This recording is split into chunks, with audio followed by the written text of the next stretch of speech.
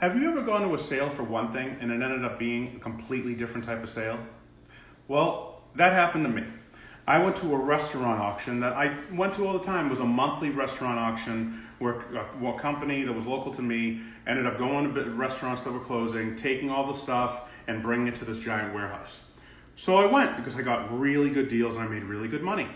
So I show up for the sale and they say, hey, before we do the restaurant sale, we ended up having another sale that we took out, a business closed, and this whole other half is going to be a business auction, and it's going to happen right now.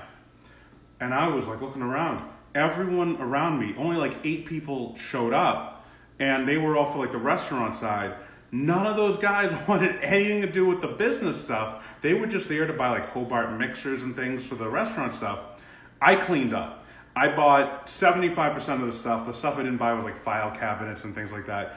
But I got a ton of computers, software, all the cords and cables, toner and ink, printers. I mean, it was an entire business of stuff that I bought. And I got it dirt cheap because no one else was bidding against me. So when the auctioneer saw that I was the only one bidding, everything instead of starting at like $10 starting at like $25 because he needed, to try to get some money back because nobody was bidding off of me.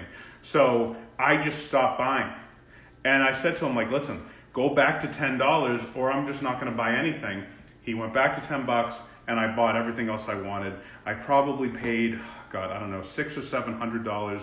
I then paid another $300 or $400 to have their trucking company truck that to my home. And it ended up being, $1,000 or probably $15,000 or $20,000 worth of stuff from that business. So sometimes you can go for one thing and end up somewhere else. It's just kind of one of those Boy Scout mottos, always be prepared.